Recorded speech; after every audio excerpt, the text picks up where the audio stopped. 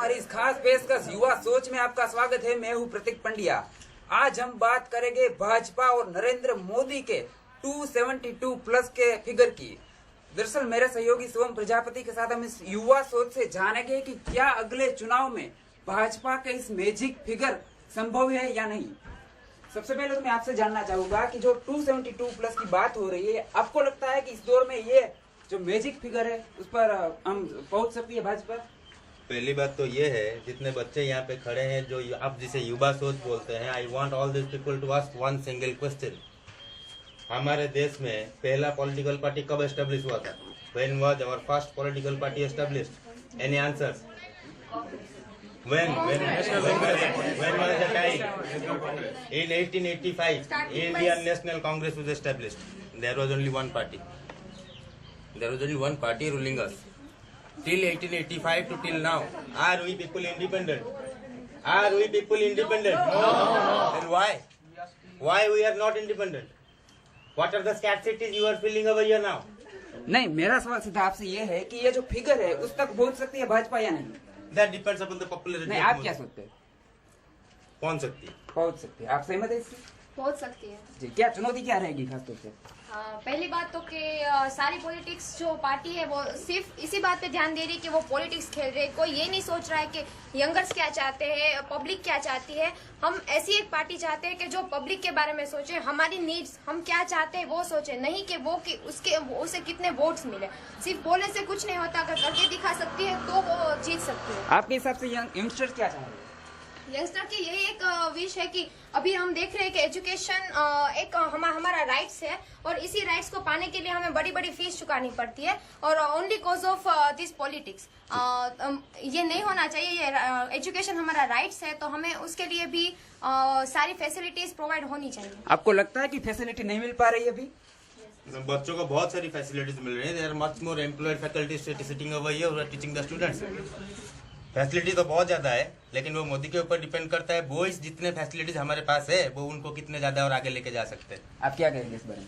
सही बोल रहे हैं। आपको क्या लगता है? यह सही है। मोदी और राहुल गांधी, उन दोनों के बीच में जो है सबसे बड़ी जंग उन दोनों के बीच में ही है। तो वो दोनों ही अपने अपने तरीके से बेस्ट है। तो हम यही चाहेंगे कि जो भी हो, जो भी चुना जाए वो बेस्ट हो हमारे लिए। दोनों तो बेस्ट है ही, लेकिन आपके लिए आपसे कौन बेस्ट है? I think Modi. मोदी क्यों? कोई खास वजह? या बिकॉज ઈ ગુજરાતથી છે અને પ્લસ મેન એક વખત ઘણી વખત સાંભળેલા છે કે ઈ ઓલવેઝ પબ્લિક સાથે અને પબ્લિક માટે કામ કરતા હોય છે। તો he is the best. He is the best. आप मानते हैं Modi is the best? Yes sir, because इतने पिछले कई सालों से गुजरात का काफी डेवलपमेंट हुआ है बिकॉज ऑफ द मोदी। इसलिए हम चाहते हैं कि मोदी हमारा प्राइम मिनिस्टर बने। तो आपको नहीं लगता कि राहुल गांधी ये कर सकते हैं? राहुल गांधी नहीं सर, वो सिर्फ विलेजेस में जाके खाना खा सकते हैं और कुछ नहीं कर सकते। आप सहमत है? जी। अगर मान लीजिए कि भाजपा को 272 सीटें पानी है तो क्या खास चुनौती रहेगी? उन लोगों को सबसे पहले तो जो युवा वर्ग है, हम सबको सब फैसिलिटी देनी पड़ेगी और सबको ये एहसास दिलाना पड़ेगा कि नहीं, मैं ये सब कर सकता हूँ। तो वो सब उनको प्रोवाइड करना चाहिए हम सबको कि सब कुछ मिले हमें। जी। लेकिन जो स्थिति हालिया बनती दिख रही है, आपको लगता है कि वो पहुंच सकते हैं? वो पहुंच सकते हैं काफी हद तक। उन्होंने अभी तक जो गुजरात में आ रहे हैं तो उन लोगों ने प्रूव भी कर लिया कि नहीं, वो सब कर सकते हैं। तो आगे हम चाहेंगे कि नरेंद्र मोदी आए और ये सब करके दिखाए। अच्छा, आप चाहते हैं कि नरेंद्र मोदी आए और ये सब करके दिखाए? या मैं जाता हूँ अरविंद केजरीवाल के साथ। क्यों? क्योंकि आज के नजर से देखिए गुजरात में काफी भ्रष्टाचार है और सारे इंडिया में भ्रष्टाचार। वो एक ही इंसान है जो भ्रष्टाचार के खिलाफ लड़ रहा है और सभी नेता आजकल भ्रष्टाचार के अलावा और कुछ नहीं सोच सकते। इस बात से कितने लोग सहमत है कि केजरीवाल सिर्फ एक ही भ्रष्टाचार से लड़ रहे हैं? आप सहमत है?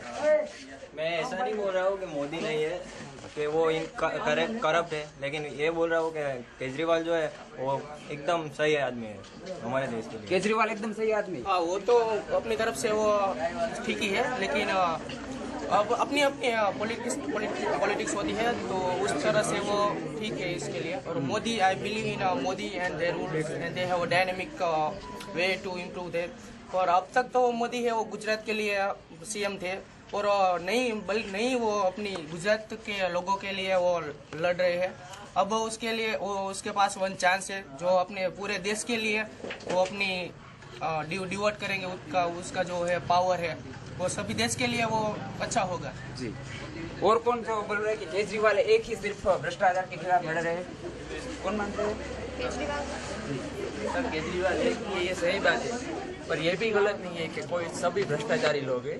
नरेंद्र मोदी एक ऐसा आदमी है सर जो जहाँ पे भी खड़ा हो सकता है, उसको हराने की हिम्मत किसी में नहीं है। जब तक वो खड़ा है तब तक लगता नहीं कोई उसे हरा पाएगा। आपको लगता है कि मोदी को कोई हरा नहीं पाएगा? मुझे लगता है कि मोदी को कोई हरा नहीं पाएगा। जी, आप सहमत है इस बात से? मोदी का भी और यहाँ पर भी पूरी तरह से छाया हुआ है। आप मुझे बताइए कि आप मैं तो दोनों मोदी और केजरीवाल दोनों को पसंद करूँगा। कोई एक क्योंकि केजरीवाल की पार्टी नई है, इसलिए युवा धन को ऐसा लगता है कि ये नई पार्टी है, यही पार्टी कुछ कर दिखाएगी। क्योंकि नई पार्टी है वो कभी करप्शन तो नहीं करेगी।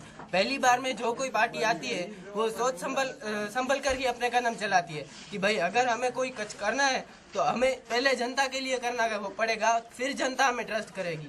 इसलिए केजरीवाल को मैं इसलिए समर्थन देता हूँ क्योंकि कोई भी केजरीवाल की पार्टी आएगी तो अगर वो यही सोच कर आएगी कि अगर हम इस 5 साल को जनता को कुछ देंगे तो अगले 5 साल को वो हमें ही चुनेगी। मतलब आपको नहीं लगता कि जो भाजपा का 272 का मैजिक फिगर है वहाँ नहीं पहुँच सकते? नहीं, इस तरह भाजपा को कम आंकना वो हमारी गलती होगी क्योंकि भाजपा ने अभी दिखा दिया है कि कांग्रेस को कितना उसने 8 सीटें ही मिली थी कांग्रेस को पहले में। भाजपा को तब 32 सीट्स मिली थी। इसलिए भाजपा को कम आंकना वो हमारी गलती होगी। हाँ या नाम है, संभव है या नहीं? जी, भाजपा को नहीं, मोदी आ ही सकते हैं क्योंकि वो गुजरात के हैं और उसने 10 साल तक गुजरात को दिखा दिया है कि वही पीएम के हकदार है। पर ऐसे केजरीवाल जैसे करप्शन के सामने लड़ रहे हैं, उसे देखकर लगता है कि केजरीवाल भी आने चाहिए। वो कोई गलत आदमी नहीं है तो वो सीट पर बैठ जाए। केजरीवाल गलत आदमी नहीं है, आपको लगता है ऐसा? केजरीवाल सही है मतलब? तो आपको लगता है कि मोदी के कोई चांसेस नहीं नजर आ रहे? मोदी आएगी। अच्छा, आप 2 बात बोल रहे हैं, केजरीवाल कोई एक नाम दीजिए। मोदी। चलिए आप मुझे बताइए कि भाजपा जो 272 का फिगर बता रही है, आपको लगता है वहाँ पर पहुँच पाएगी? पहुँच पाएगी क्योंकि उसने गुजरात में लास्ट 10 ईयर से बहुत ज्यादा प्रोग्रेस किया है और ज्यादा ओवरऑल स्टेट्स में से ज्यादा गुजरात को ज्यादा आगे बढ़ाया। इसलिए मेरे ख्याल से अब आप में से कोई ऐसा बताइए कि अगर भाजपा को 272 का आंकड़ा पाना हो तो क्या करना होगा? भाजपा को 272 का आंकड़ा पाना होगा। अभी जो यहाँ की जो भी करंट प्रॉब्लम है वो सॉल्व करना होगा। क्योंकि नरेंद्र मोदी कर सकते हैं, वो यहाँ के लोकल है तो उनको पता है यहाँ पे क्या प्रॉब्लम है और वही सॉल्व कर सकते हैं। बाकी आप था केजरीवाल है और राहुल गांधी है। राहुल गांधी वो वहाँ की दिल्ली में है, वो दिल्ली से लड़े थे, फिर भी वहाँ पे दिल्ली में भी रेप केस है और बहुत सारी इशू है जो गुजरात में नहीं है। इस हिसाब से मोदी बेटर है गुजरात के और वही पीएम में आए। मैं आपसे 3 कोई बात जानना चाहूँगा जिसके लिए भाजपा को खास तौर से वर्क करना होगा अगर 272 का आंक उनसे पाना है। पहला तो करप्शन रोकना होगा जी। दूसरा एजुकेशन को बढ़ाना पड़ेगा। तीसरा गुजरात जैसे इलाकों में हॉस्पिटलिटी तो बहुत है लेकिन यहाँ पे हॉस्पिटल्स नहीं है, हेल्थ केयर पे ज़्यादा ध्यान देना पड़ेगा। ये 3 चीजें शायद मोदी को दूसरे इलेक्शन में जिता सकता है। तो नरेंद्र मोदी और भाजपा के 272 प्लस के मैजिक फिगर को पार करने पर ये थी आज की युवा सोच। अगली बार फिर से आपके साथ मिलेंगे एक और नए मुद्दे के साथ और जानेंगे इस बारे में क्या कहती है युवा सोच।